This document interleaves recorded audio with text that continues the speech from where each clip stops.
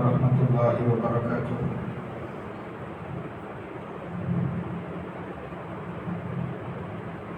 الحمد لله نحمده ونستعينه ونستغفره ونؤمن به ونتوكل عليه ونعوذ بالله من شرور أنفسنا ومن سيئات أعمالنا.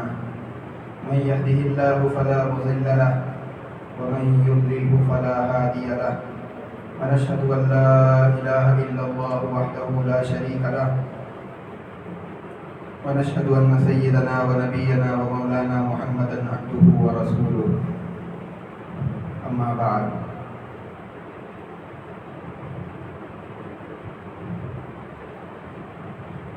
قال الله سبحانه وتعالى في كلامه المبين: أعوذ بالله من الشيطان الرجيم. بسم الله الرحمن الرحيم. يا أيها الذين آمنوا إذا قمتم إلى الصلاة فاغسلوا وجوهكم وأيديكم إلى المرافق وامسحوا برؤوسكم وأرجلكم إلى الكعبين. قال النبي صلى الله عليه وسلم: الوضوء مفتاح الصلاة، أو كما قال عليه الصلاة والسلام.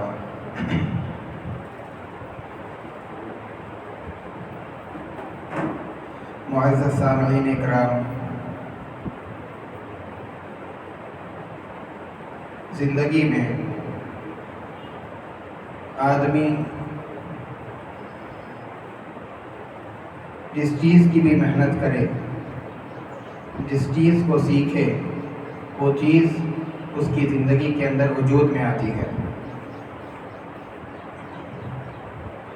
آدمی مختلف ڈگریاں حاصل کرتا ہے پڑھائی کے ذریعے، مختلف فنون سیکھتا ہے محنت کرنے کے ذریعے. اس کی زندگی کے اندر اس کے ثمرات، اس کے نتائج ظاہر ہوتے ہیں.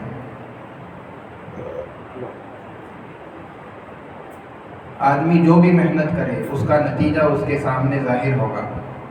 صحابہ اکرام رضوان اللہ تعالی علیہم اجمعین نے بھی محنت کی، ان کے سامنے بھی نتائج ظاہر ہوئے. صحابہ اکرام کی محنت کا میدان اعمال ہوا کرتے تھے، اور ہماری محنت کا میدان دنیا ہو گیا ہے. اسی لیے دنیا کے مختلف نتائج اور مالداری، دنیا داری، یہ سارے نتائج ہمارے سامنے آ جا رہے ہیں. صحابہ کی محنت کا میدان اور ان کی جو ساری فکریں ہوا کرتی تھی وہ اعمال کے بارے میں، اسی لیے ان کی زندگی کے اندر اعمال زندہ تھے. ہمارے زندگیوں کے اندر دنیا کی محنت ہے، اس لیے ہماری زندگی میں دنیا زندہ ہے، اعمال سے ہماری دوری ہے. لیکن صحابہ کی زندگی کے اندر چونکہ اعمال پر محنت تھی، ان کا میدان اعمال تھے، اسی لیے ان کی زندگی کے اندر اعمال زندہ تھے. چاہے اعمال ہو، چاہے دنیا کا کوئی فن ہو، سیکھے بغیر آدمی کو حاصل نہیں ہو سکتا. اعمال کے اندر بھی ہر چیز کو سیکھ کر کے کرنا چاہیے، چاہے وہ چھوٹے سے چھوٹا عمل ہو یا بڑے سے بڑا فریضہ جیسے کہ حج. ہر عمل کو سیکھ کر کے کرنا چاہیے. صحابہ اکرام رضوان اللہ تعالی علیہم اجمعین اعمال کے سیکھنے میں شرماتے نہیں تھے. اور ہمارے ذہنوں کے اندر یہ بات بیٹھی ہوئی ہے کہ سیکھنے کا جو زمانہ ہوتا ہے وہ تو بچپن کا. مکتب میں چلے گئے، کسی مول صاحب کے پاس چلے گئے، بچپن کے اندر جو سیکھ لیا، جو وضو بچپن میں سیکھا تھا، جو نماز بچپن میں سیکھی تھی، جو کلمہ طیبہ اور دیگر نماز میں ادا کیے جانے والے اعمال بچپن کے اندر سیکھے تھے، بس وہی بچپن تک چلاتے ہیں. ہماری عمر 40 سال کو، 45 سال، 50 سال کو پہنچ جاتی ہے.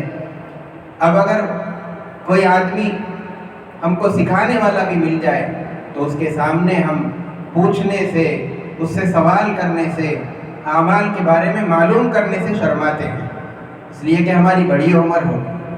حالانکہ سیکھنے کی کوئی عمر نہیں. آدمی جب سے بالغ ہوتا ہے اس وقت سے لے کر کے مرنے کی جو گھڑی ہے وہاں تک سیکھنے کا زمانہ ہے. آدمی سیکھے اور اس پر عمل کرے، اپنی زندگی کے اندر اس عمل کو زندہ کرے. صحابہ کے اندر یہ بات تھی. اللہ کے نبی علیہ الصلوۃ والسلام کو نبوت ملی 40 سال میں، لہذا صحابہ اور خود اللہ کے نبی علیہ السلام کی جو اعمال کی محنت شروع ہوئی وہ 40 سال کے بعد۔ اب بتلائیے، اللہ کے نبی علیہ السلام سے پوچھنے میں کیا صحابہ شرماتے تھے؟ نہیں، بلکہ جو سوال ہوتا تھا، جس چیز کے بارے میں پوچھنا ہوتا، بے جھجک بغیر شرمائے کہ اللہ کے نبی علیہ السلام سے پوچھ لیا کرتے۔ الغرض میں آج آپ حضرات کے سامنے، چونکہ بہت سارے لوگ ایسے بھی ہیں جن کو ہم جو روز کرتے اعمال اور ایک دن میں کئی مرتبہ کیے جانے والے اعمال ایسے بھی ہیں جس کے بارے میں اس میں کون سی چیز فرض ہے، کون سی چیز سنت ہے اور کون سے اس کے اندر آداب ہے، یہ ہم مسلمانوں کو پتہ نہیں ہے۔ کر رہے ہیں، بس سالوں سے کیے جا رہے ہیں، لیکن اس عمل کے اندر کون سا حصہ فرض ہے، کون سا سنت ہے، اس کا پتہ نہیں۔ سب سے پہلی چیز، بنیادی عمل نماز کے لیے ہو اور قرآن کی تلاوت کے لیے ہو یا کسی اور عمل کے لیے، سب سے پہلے وضو آتا ہے۔ اسی لیے آج آپ حضرات کے سامنے وضو کے اندر جو فرائض ہے، جو سنتیں ہیں اور اس کے جو آداب ہے، اس کی مختصر باتیں آپ کے سامنے عرض کی جائیں گی۔ وضو کے اندر 4 فرائض۔ سب سے پہلے پیشانی کے بالوں سے لے کر کے ٹھوٹی کے نیچے تک، ایک کان کی لو سے دوسری کان تک مکمل چہرے کا دھونا۔ اس کے اندر یہ خیال رہنا چاہیے کہ جن لوگوں کو داڑھی ہے وہ لوگ جب چہرہ دھوتے ہیں تو پانی اس حصے کو نہیں پہنچتا جو داڑھی کے اور کان کے درمیان میں ہے۔ اہتمام کے ساتھ اس کو دھونا چاہیے۔ اگر یہ حصہ دھونے سے رہ گیا، یہ بھی چہرے کے اندر داخل ہے، اگر وہ دھونے سے رہ جائے گا تو آپ کا چہرہ مکمل نہیں دھلا، اور جب آپ کا چہرہ مکمل نہیں دھلا تو آپ کا وضو نہیں ہوگا، لہذا اس کے نتیجے میں آپ نماز پڑھیں گے تو وضو نہیں رہنے کی وجہ سے آپ کی نماز بھی نہیں ہوگی، دیگر عبادات بھی نہیں ہوں گے۔ اہتمام کے ساتھ دھونا چاہیے تاکہ یہ حصہ بھی دھل جائے۔ اور جو لوگ داڑھی نہیں ہیں، جن لوگوں کو داڑھی نہیں ہے، وہ لوگ اہتمام کے ساتھ ٹھوٹی کے نیچے پانی پہنچائے، چہرہ دھوتے ہیں تو اب پانی جب چہرے پہ ماریں گے تو وہ کلوں سے لگتے ہوئے یہاں داڑھ پر آئے گا اور پھر اس طریقے سے نیچے گر جائے گا، یہاں تک پانی نہیں پہنچتا ہے بہنے کے ذریعے۔ اسی لیے اہتمام سے اس کو یہاں پانی لے کر کے دھو لیں تاکہ پورا چہرہ دھل جائے۔ اس طریقے سے آپ چہرہ دھو لیں۔ دوسرا فرض ہے ہاتھوں کا دھونا۔ ہاتھوں کے دھونے کے اندر بعض لوگ یہ کرتے ہیں کہ نل کھول لیتے ہیں اور اس کے نیچے ہاتھ پکڑ لیتے ہیں۔ اب اس طریقے سے ہاتھ پکڑ لیا تو سارا ہاتھ تر تو ہو جائے، لیکن سنت طریقہ یہ ہے اور آداب میں یہ ہے کہ آپ انگلیوں سے دھونا شروع کرنا چاہیے۔ سب سے پہلے انگلی دھو لیں، پھر اس طریقے سے کرتے ہوئے کوہنی کی طرف آئے، کوہنیوں سمیت پورا ہاتھ دھونا ہے۔ اگر صرف نل کے نیچے پکڑ لیں گے تو عموماً ہوتا یہ ہے کہ یہ حصہ جو کوہنی کے آس پاس کا ہے، صرف نل کے نیچے ہاتھ رکھنے سے وہ بھیگتا نہیں بلکہ وہاں تک پانی نہیں پہنچتا ہے، اہتمام کے ساتھ اس کو پہنچانا چاہیے۔ اور تیسرا فرض ہے سر کا مسح کرنا۔ سر کے مسح کے اندر صرف چوتھائی سر کا مسح کر لیں گے تو فرض ادا ہو جائے گا، پورے سر کا مسح کرنا سنت ہے۔ اور آپ اس حصے کو اس پر مسح کر لیں یا پیچھے والے پر مسح کر لیں، یہ جو بازو کے جو ہیں ان پر مسح کر لیں۔ جو بھی حصہ آپ چوتھائی سر کا مسح کر لیں گے تو آپ کا مسح ہو جائے گا، فریضہ ادا ہو جائے گا۔ اس کا طریقہ کیا ہے؟ اصل مسح کے معنی ہیں تر ہاتھ کا اپنے سر پر پھیرنا۔ اب آپ نے پورے ہاتھ بھگا لیے، اس کے بعد آپ اگر پورا ہاتھ استعمال کر لیں گے تو پھر کانوں کے مسح کے لیے آپ کے پاس انگلیاں بھیگی ہوئی نہیں رہیں گی، تو پھر مسح کانوں کا کیسے کریں گے؟ حالانکہ نام تو مسح نام ہے تر ہاتھ سے، تر انگلیوں سے اپنے کان کا مسح کرنے کا، اور جب آپ نے پورا ہی ہاتھ استعمال کر لیا تو آپ کی انگلیاں سوکھ گئی، اس کے نتیجے کے اندر مسح کرنے کے لیے آپ کی انگلیوں پر پانی ہی نہیں۔ اسی لیے اس کا طریقہ فقہاء نے یہ بیان فرمایا اور صحابہ سے بھی یہ منقول ہے کہ مسح کرتے وقت میں اپنے ہاتھ کو بھگا لے، اور پھر یہ جو 3 انگلیاں ہیں، سب سے چھوٹی انگلی، اس کے بعد والی اور جو درمیانی بڑی انگلی ہوتی ہے، ان تینوں کو اوپر کا مسح کرنے کے لیے استعمال کریں گے۔ اس طریقے سے جب اوپر کا مسح ہو جائے گا تو اب بازو کا جو مسح ہے وہ اس ہتھیلی کے ذریعے سے کریں گے۔ یہ جو ہاتھ کی ہتھیلیاں ہیں دونوں پیچھے تک 3 انگلیوں سے لے جائیں گے اور پھر واپس اس کو ہتھیلی کے ذریعے سے سامنے لے کر آئیں گے. بازو کا مسا بھی ہو گیا. اب آپ کی ہاتھ کی 2 انگلیاں بچی ہوئی ہے. ایک تو ہے یہ والی شہادت کی انگلی اور ایک انگوٹھا. اس شہادت کی انگلی سے کان کے اندر کا مسا کر لیا جائے گا اور پھر کان کے پیچھے انگوٹھے سے مسا کر لیا جائے گا. اس طریقے سے آپ کا کان کا مسا بھی ہو گیا. اب ہاتھ کا جو پیچھے والا حصہ ہے یہ ابھی کچا ہے، باقی ہے، اس کے ذریعے سے گردن کا مسا کر لیں گے. تو یہ کل مسا آپ کا ہو جائے گا. سر کا بھی مسا ہو گیا، کان کا ہو گیا اور گردن کا بھی ہو گیا. اب اس کے بعد چوتھا فرض پیروں کا دھونا. اس کے اندر بھی لوگ عموماً نل کے نیچے اپنا پیر رکھ دیتے ہیں. جو ایڑی کے پیچھے والا حصہ ہے یا تلوے کے نیچے والا جو حصہ ہوتا ہے وہ خشک رہ جاتا ہے. سردیوں کے موسم میں خاص طور سے خوب اہتمام سے دھونا پڑتا ہے. صرف پانی کے نیچے رکھنے سے وہ تر نہیں ہو جاتا. اسی لیے اور اس کے دھونے کے اندر بھی پیر کی انگلیوں سے شروع کرنا چاہیے اور پھر ایڑی تک پہنچ کر کے ٹخنوں تک اس کو دھوتے ہوئے ختم کرنا چاہیے. یہ 4 فرائض ہے وضو کے اندر. اس کے علاوہ بہت ساری سنتیں بھی ہیں وضو کے اندر، جیسے کہ نیت کر لینا. سب سے پہلے نیت کے اندر بہت سارے لوگ یہ سمجھتے ہیں کہ صرف وضو میں نہیں بلکہ تمام اعمال کے اندر نیت کا مسئلہ، نیت کہتے ہیں دل کے ارادے. اب آپ کا دل کا ارادہ ہے کہ میں وضو کرنے جا رہا ہوں، لہذا وہاں بیٹھ کر کے زبان سے کہنے کی ضرورت نہیں ہے کہ میں وضو کر رہا ہوں اللہ کے لیے. اسی طریقے سے نماز میں آپ جب کھڑے ہو جائیں گے تو یہاں پر بھی ضروری نہیں ہے انی وجہت وجہی للذی، یا میں نماز پڑھتا ہوں واسطے اللہ کے، اتنے رکعت اتنے امام کے پیچھے، اس امام کے پیچھے. یہ ضروری نہیں. ہاں اگر پڑھتے ہیں تو بہتر ہے، لیکن اس کو ضروری سمجھ لینا یہ ضروری نہیں. اس کے بعد اب آپ سب سے پہلے نیت کر لیں گے، پھر بسم اللہ پڑھیں گے. پڑھنے کے بعد جب آپ ہاتھ دھونا شروع کریں گے تو سنتوں کے اندر سب سے پہلے مسواک کر لینا ہے. مسواک کے بہت سارے فضائل احادیث کے اندر وارد ہوئے ہیں. مسواک کتنا ہونا چاہیے؟ 1 بالشت ہونا چاہیے. اور اس کو پکڑنے کا کیا طریقہ ہے؟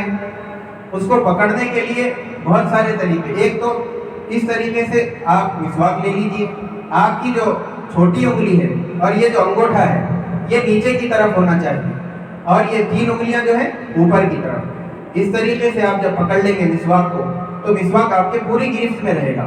اب مسواک کرنا شروع کریے. اگر اس طریقے سے پکڑ لیا کہ 5 اس طریقے سے مٹھی بنا کر کے، تو ہو سکتا ہے کہ آپ کے مسوڑے کے اندر یا کسی دانت کو لگ جائے، اس کی وجہ سے زخم آ سکتا ہے.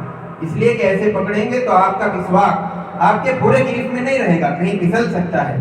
اسی لیے جو طریقہ بتلایا اس طریقے سے پکڑیں گے پوری گرفت کے اندر آپ کے پوری قوت میں رہے گا. آپ جدھر چاہے اس کو کر سکتے ہیں. مسواک کرنے کا طریقہ سب سے پہلے سیدھی طرف کرنا چاہیے، بائیں طرف کرنا چاہیے، اس کے بعد آخر میں سامنے کی طرف کر لینا چاہیے. اور مسواک کو آئیں اور سیدھی طرف اور بائیں طرف اس طریقے سے کرنا چاہیے، اوپر نیچے نہیں. یہ خلاف سنت ہے. سنت طریقہ یہ ہے کہ آپ سب سیدھی طرف کر لیجئے اور کرنے میں سیدھی اور بائیں طرف اس طریقے سے مسواک کو حرکت دیں گے. یہ سنت کا طریقہ، سنت طریقہ ہو گیا مسواک کے سلسلے میں. اور مسواک کے فضائل، اس کے دنیاوی فضائل بھی ہیں اور اخروی فضائل بھی ہیں. اللہ کے نبی علیہ الصلوۃ والسلام کی یہ سنت جس کو حضور علیہ الصلوۃ والسلام نے تقریباً آج سے 1400 سال پہلے، 1450 سال پہلے تقریباً یہ بتا کر گئے ہیں. اور آج کے زمانے کے اندر سائنسدان اس سنت پر، حضور کی ایک ایک سنت پر وہ لوگ ریسرچ کر رہے ہیں، اس کے فضائل کو آج مان رہے ہیں کہ ہاں اس کے اندر یہ فائدہ ہے، یہ فائدہ ہے. یہ سنت تو اللہ کے نبی نے آج سے کئی سال پہلے بتا کر چلے. تو مسلمان ان سنتوں کو اختیار کرے. اس کے اندر اس کا دنیاوی فائدہ بھی ہے، اخروی فائدہ بھی ہے. دنیاوی فائدے کیا ہے؟ دانت صاف رہیں گے، منہ صاف رہے گا، معدے کا ہاضمہ صحیح رہے گا، اور جن لوگوں کو صفرے کی بیماری ہو جاتی ہے اس سے وہ آدمی شفایاب ہو جائے گا. آنکھوں کی بینائی تیز ہوگی اور ذہن تیز ہوگا. یہ بہت سارے دنیاوی فوائد ہیں. اس کے علاوہ اخروی فوائد کیا ہے؟ سب سے اہم بات تو یہ ہے کہ اللہ کے نبی علیہ الصلوۃ والسلام کی سنت ہے. اس کے علاوہ جب آدمی اس کا مرنے کا وقت آتا ہے تو اس وقت اس کی زبان پر کلمہ طیبہ جاری ہوتا ہے اور خاتمہ اس کا ایمان پر ہوتا ہے. تو اب یہ دیکھیے اتنی بڑی نعمت، جس نعمت کو حاصل کرنے کے لیے لوگ زندگی بھر دعائیں کرتے ہیں کہ اے اللہ خاتمہ بالخیر فرما اور مرتے وقت زبان پر کلمہ نصیب فرما دے۔ اللہ تعالیٰ نے اس مختصر سنت کے اندر اس نعمت کو چھپا رکھا۔ اب جو آدمی اس کا اہتمام کرے گا اس کی زبان سے کلمہ جاری ہوگا، یہ سنت ہو گئی۔ اس کے بعد کلی کرتے وقت میں کلی کا طریقہ یہ ہے کہ صرف منہ میں لے کر چھوکنے سے آپ کی کلی نہیں ہوگی، بلکہ منہ میں لینا ہے، اس کو ادھر ادھر گھمانا ہے، پھر اس کے بعد تھوکنا ہے۔ اس طریقے سے تین مرتبہ کلی کر لیں۔ ناک میں پانی چڑھاتے وقت بھی 3 مرتبہ ہے، اور یہ جو ناک کی نرم ہڈی ہوتی ہے وہاں تک پانی چڑھانا ہے، صرف ناک میں لے کر کے تھوک دیا، ناک میں لے کر نکال دیا، ایسی بات نہیں ہے۔ اور مبالغہ کرتے ہوئے اتنا زیادہ بھی ناک میں نہیں لینا چاہیے کہ سر میں چلے جا رہا ہے، درد ہو رہا ہے، بلکہ اعتدال کے ساتھ یہ نرم ہڈی تر ہو جائے، اس طرح سنت کو ادا کرتے ہوئے اپنا وضو کر لینا چاہیے۔ اور یہ ہو گیا۔ اس کے بعد داڑھی کا خلال کر لینا چاہیے جو حضرات داڑھی رکھے ہوئے ہیں، اور اگر داڑھی نہیں ہے تو میں نے بتلا دیا کہ وہ لوگ کیسے وضو کرنا ہے۔ اس کے بعد دیکھیے اب 3 مرتبہ ہاتھوں کو دھونا ہے، جو بھی عضو دھوئے، چہرہ ہو یا ہاتھ ہو، پیر ہو، ہر عضو کو 3 مرتبہ دھونا سنت ہے۔ پیروں کو دھوئیں گے تو 3 مرتبہ، ہاتھوں کو دھوئیں گے تو 3 مرتبہ، چہرے کو بھی 3 مرتبہ دھونا ہے۔ اور اس کے علاوہ ترتیب وار وضو کرنا، جو ترتیب بتلائی گئی ہے کہ سب سے پہلے ہاتھ دھو لو، پھر اس کے بعد کلی کر لو، اس کے بعد میں ناک میں پانی، پھر چہرہ، پھر ہاتھیں، پھر مسا، اس کے بعد اخیر میں پیر دھونا۔ یہ جو ترتیب بتائی گئی ہے اس کے مطابق کریں گے تو سنت ادا ہو جائے گی۔ ہاں اگر کوئی آدمی سب سے پہلے پیر دھو لیتا ہے، اس کے بعد ہاتھ دھو لیا، اس کے بعد سر کا مسح کر کے اپنا چہرہ دھو لیتا ہے، وضو تو ہو جائے گا لیکن خلاف سنت ادا ہوگا، سنت کی جو برکت ہے اس کو وہ حاصل نہیں ہوگی۔ اس کے ساتھ ساتھ اس کا اہتمام ہونا چاہیے کہ وضو جو کرتے ہوئے پانی ہم کو لگا ہے وہ سوکھنے سے پہلے دوسرا عضو دھو لینا چاہیے۔ اگر ہم نے سب سے پہلے چہرہ دھو لیا، آپ کا مثال کے طور پر کوئی کال آ گیا، کوئی ساتھی آ گیا، چہرہ دھو کر چلے گئے، جا کر کے وہاں بات میں مصروف ہو گئے، اتنی دیر ہو گئی کہ آپ کے چہرے کا جو پانی تھا وہ سوکھ گیا۔ اس کے بعد آپ سیدھے آئے، اپنے ہاتھ دھو لیے، مسح کر لیا، پیروں کو دھو لیا، تو آپ کا وضو تو ہو جائے گا، لیکن چونکہ آپ نے ایک سنت کو چھوڑ دیا ہے لہذا آپ کا وضو سنت کے خلاف ہوگا۔ اب جب وضو اس طریقے سے مکمل ہوگا، اور انگلیوں میں خلال کرنا ایک سنت یہ بھی ہے، انگلیوں میں خلال کرنے کا طریقہ یہ ہے، اس طریقے سے نہیں کرنا چاہیے، بلکہ اب اس ہاتھ کی انگلیوں کی خلال کرنا ہے تو یہ انگلیوں کو اس طریقے سے اس میں داخل کرنا چاہیے اور اس طرح کھینچ دینا چاہیے۔ پیروں کو بھی چھوٹی انگلی سے ایک ایک کر کے خلال کر لینا چاہیے، پیر میں بھی، تو اس طریقے سے آپ کی پوری سنتیں ہو جائیں گی۔ اور آخر میں تحیۃ الوضو پڑھ لینا۔ اس کا مقصد کیا ہے کہ آپ وضو کرنے کے بعد فوراً اللہ کی عبادت میں مشغول ہونا چاہیے، اس سے کوئی عبادت فوراً ادا ہونی چاہیے۔ اسی لیے فرمایا کہ 2 رکعت تحیۃ الوضو کے نیت سے نفل نماز پڑھنا۔ اس طریقے سے آپ کے پورے سنت کے ساتھ اور فرائض ادا ہو جائیں گے، وضو ہو جائے گا۔ اس کے تھوڑے بہت آداب ہیں وضو کے۔ ایک تو یہ ہے کہ اونچی جگہ بیٹھ کر کے وضو کرنا چاہیے تاکہ وضو کرنے سے جو چھینٹے نیچے گر رہے ہیں وہ آپ کے اوپر نہ اڑیں۔ اور دوسرا یہ کہ درمیان میں باتیں نہیں کرنی چاہیے کہ ایک طرف باتیں چل رہی ہیں اور دوسری طرف وضو چل رہا ہے۔ اس طریقے سے کریں گے تو وضو میں آپ کا دھیان نہیں رہے گا، اسی لیے باتوں کو چھوڑ دیں، خوب اہتمام کی توجہ کے ساتھ اب وضو کریں۔ اس کے علاوہ زیادہ اسراف نہ کریں پانی کے اندر۔ اللہ کے نبی علیہ السلام کا فرمان مبارک ہے کہ اگر کوئی نہر جاری ہو اور تم نے 3 مرتبہ کے علاوہ سے زائد 4تھی مرتبہ جاری نہر کے اوپر بھی، جاری ندی کے اوپر 4تھی مرتبہ وضو کے اندر پانی استعمال کر لیا تو تم نے اسراف کیا۔ اب بتلاؤ نہر کے اندر، ندی میں کتنا پانی ہوتا ہے، آدمی جتنے مرتبہ چاہے دھوئے، لیکن وہاں پر بھی بتلا دیا کہ اگر 3 مرتبہ تو سنت ہے، اس کے زائد اگر کریں گے، 4تھی مرتبہ کریں گے تو وہ بھی اسراف کے اندر شامل ہوگا، اور اسراف جس کو پسند نہیں کیا گیا ہے، اسی لیے جتنا بتلایا گیا ہے اتنا کرنا چاہیے۔ اور قبلے کا رخ کرنا چاہیے۔ قبلے کے رخ کے اندر بہت ساری جگہ پر، مساجد کے اندر چونکہ جگہ کی تنگی ہوتی ہے، اکثر دیکھا گیا ہے ہماری مسجد کے اندر بھی جو وضو خانہ ہوتا ہے قبلے کا رخ ہی نہیں ہوتا، تو اپنے گھر کے اندر سے کر کے آنے کا اہتمام کریں تاکہ اس کے اندر بھی بہت سارے فضائل ہیں۔ ایک ایک قدم پر جو آدمی وضو کر کے مسجد کی طرف چلتا ہے تو ایک مقبول حج اور عمرے کا ثواب۔ اب بتلائیے کہ اتنے فضائل، اس کے باوجود بھی ہم گھر کے اندر کرنے کے بجائے مسجد کو آ کے کر لیتے ہیں۔ تو میں بھی محتاج ہوں، آپ بھی محتاج ہیں، ہر کوئی اس پر عمل کرنے کی کوشش کرے، گھر سے وضو کر کے آئے، تاکہ اب گھر کے اندر بیٹھ کر کے وضو کریں گے تو وہاں تو ہماری چوکی ہوتی ہے، جس طرف چاہے اس کو گھما سکتے ہیں، قبلے کا رخ کر کے آپ وضو کر لیں، آپ کی یہ بھی ادب کے اندر شامل ہو جائے گا۔ تو یہ مختصر آداب ہے، اور اس کے علاوہ اب بات تو نہیں کرنا ہے وضو کے درمیان، پھر چپ چاپ رہ کے کیا کریں؟ ہر روز کے دھوتے وقت میں ایک دعا بتلائی گئی کہ یہ دھوتے وقت میں یہ دعا کرو، یہ دھوتے وقت میں یہ دعا کرو۔ چنانچہ سب سے پہلے بسم اللہ پڑھنے کا وہ تو میں نے سنت میں بتلا دیا۔ اس کے بعد جب آپ ہاتھ دھونے لگے تو مانگنا چاہیے، اچھا دعا کے سلسلے میں یاد رکھنا چاہیے کہ جتنی دعائیں ہیں وہ ساری عربی کے اندر ہیں۔ اب لوگ سوچتے ہیں کہ ہر روز کے وقت میں عربی میں دعا کرنا مطلب اتنے دعائیں یاد کرنا۔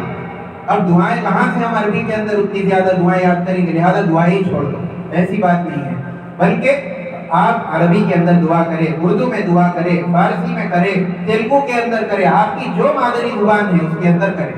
اللہ تبارک و تعالیٰ سننے والا ہے، وہ ہر زبانوں سے واقف ہے، آپ جس زبان میں دعا کریں گے وہ آپ کی دعا قبول کرے گا۔ لہذا عربی نہیں آتی کوئی بات نہیں، آپ ہاتھ دھوتے وقت میں اردو میں ہی دعا کر لیجیے کہ اللہ میں آپ سے خیر و برکت مانگتا ہوں، ہلاکت سے میں آپ کی پناہ چاہتا ہوں۔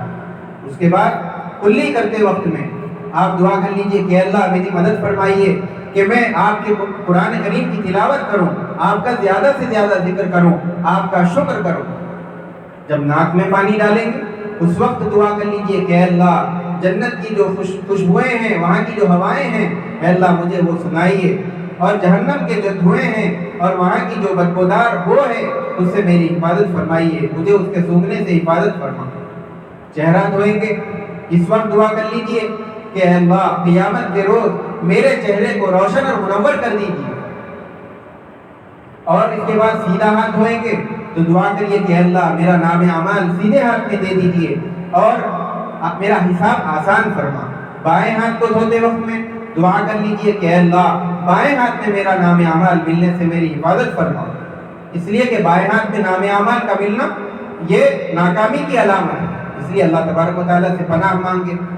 اب ہاتھ دھونے کے بعد میں باری ہے سر کے مسح کی، سر کا مسح کرتے وقت آپ دعا کر لیجیے کہ اللہ قیامت کے روز عرش کا سایہ نصیب فرما۔ اللہ کے عرش کے سایہ کے علاوہ قیامت کے روز دوسرا کوئی سایہ نہیں ہوگا، اس لیے یہ دعا کر لے کہ اللہ قیامت کے روز عرش کا سایہ نصیب فرما۔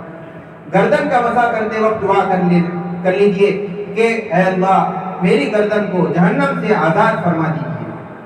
اس کے بعد باری آئے گی پیروں کے دھونے کی، سب سے پہلے سیدھا پیر دھوئیں گے، اس وقت میں دعا کریے کہ اے اللہ ان قدموں کو پل صراط پر چلتے ہوئے ڈگمگانے سے پھسل جانے سے حفاظت فرما، ثابت قدم فرما۔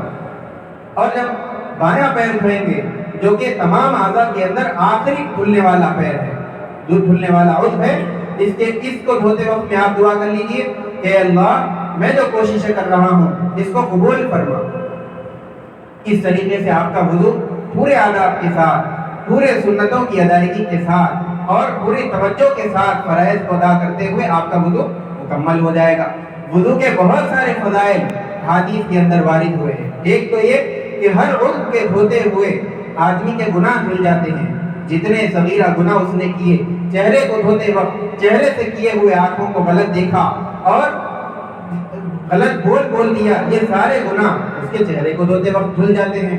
اور ہاتھوں کو دھوتے وقت میں جو غلط چیز پکڑی تھی اور کسی غلط لین دین کے اندر مدد کی تھی، اسی طریقے سے بہت سارے گناہ جو ہاتھوں سے ہو جاتے ہیں وہ سارے صغیرہ گناہ معاف ہو جائیں گے۔ سر کا مسح کرتے وقت میں جو سر سے گناہ کیے تھے وہ سارے کانوں کے ذریعے سے ختم ہو جائیں گے۔ اور پیروں کو دھوتے وقت جن غلط راستوں پر چلا تھا، جن غلط مقامات پر گیا تھا، وہ سارے صغیرہ گناہ معاف ہو جائیں گے۔ اللہ تبارک و تعالیٰ نے بڑے گناہوں کا مسئلہ تو رکھا کہ آدمی توبہ کرے، استغفار کرے، اس سے معاف ہوتے ہیں، لیکن چھوٹے گناہوں کے اندر اللہ تعالیٰ نے سہولت دی کہ اعمال کرنے کے ذریعے سے، نیک اعمال سے برائیاں مٹ جاتی ہیں۔ ان الحسنات یذھبن السیئات، کہ برائیاں نیکیوں کے ذریعے سے ختم ہو جاتی ہیں۔ اس کے علاوہ آدمی جو ہمیشہ باوضو رہتا ہے وہ شیطان کی شرارت سے، جنات کے اثر سے، جادو سے، ان تمام فتنوں سے، خرابیوں سے آدمی محفوظ ہو جاتا ہے۔ یہ مختصر فضائل تھے وضو کے۔ اچھا، نماز کے اندر جو خیالات آدمی کو آ جاتے ہیں اس کے وضو کے ناقص رہنے کی وجہ سے، آدمی دنیا کی طرف اپنا پورا خیال ہے اور ساتھ میں وضو بھی کر رہا ہے. اب یہاں پر چونکہ آدمی کی توجہ نہیں، اس کا دھیان وضو میں نہیں، اب اسی وضو کے ساتھ آ کر نماز میں کھڑے گا تو اس کی نماز کے اندر بھی خلل آئے گا، خیالات آئیں گے، نماز باندھتے ہی دنیا میں چلا جائے گا، اپنے ساری دنیا کے اندر گھومتا رہے گا.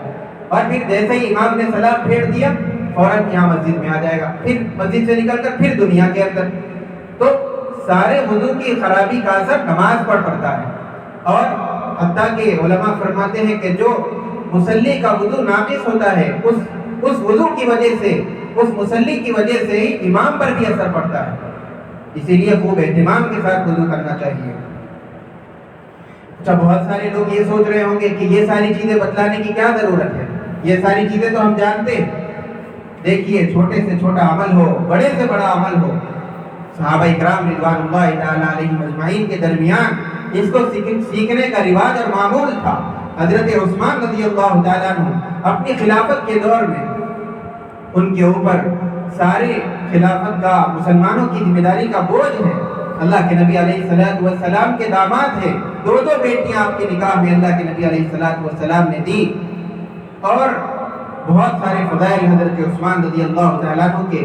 ان ساری چیزوں کے باوجود اپنے بعض صحابہ کو اور دیگر لوگوں کو جمع کرتے اور کہتے تھے کہ آؤ، آ جاؤ، میں تم کو بتلاتا ہوں کہ اللہ کے نبی علیہ الصلوۃ والسلام کیسے وضو کیا کرتے تھے. ایک بڑا برتن منگاتے، اس میں پانی ہوتا، پھر عملاً ان کو کر کے بتلاتے تھے کہ میں نے اللہ کے نبی علیہ الصلوۃ والسلام کو ایسے وضو کرتے ہوئے دیکھا ہے، مجھے اچھی طریقے سے دیکھ لینا اور تم اپنے وضو کو اس کے مطابق بنا لینا. اسی طریقے سے حضرت علی رضی اللہ تعالیٰ وہ بھی اپنی خلافت کے دور میں، وہ بھی اللہ کے نبی علیہ الصلوۃ والسلام کے داماد ہے، خلیفہ راشد ہے، اپنی ساری ذمہ داریوں کے باوجود بھی لوگوں سے بتلاتے تھے کہ آ جاؤ، میں تم کو بتلاتا ہوں کہ میں نے اللہ کے نبی علیہ الصلوۃ والسلام کو کیسے وضو کرتے ہوئے دیکھا. پھر اپنا وضو کر کے بتلاتے اور لوگوں سے کہتے تھے کہ اپنے وضو کو اس کے مطابق کر لو. اسی طریقے سے صحابہ بھی آپس کے اندر ایک دوسرے سے کہتے تھے کہ میرا وضو دیکھ لینا اور غور سے دیکھ کر مجھے بتلانا کہ میرا وضو سنت کے مطابق ہے کہ نہیں. تو ایک ایک عمل کی وضو ہو، سب سے چھوٹا عمل اور سب سے عظیم عمل بھی ہے، تو اس کو اصلاح کریں، اس کی اصلاح کریں گے تو اس کے ذریعے سے جو سارے اعمال ہم کرتے ہیں اس کے اندر بھی سدھار آئے. اللہ تبارک و تعالی ہم تمام کو اپنے سارے ہی اعمال اور خصوصاً وضو والا عمل درست کرنے کی توفیق عطا فرمائے، سنت کے مطابق کرنے کی توفیق عطا فرمائے. وآخر دعوانا الحمدللہ رب العالمین. جو حضرات سنت نہیں پڑھے سنت پڑھ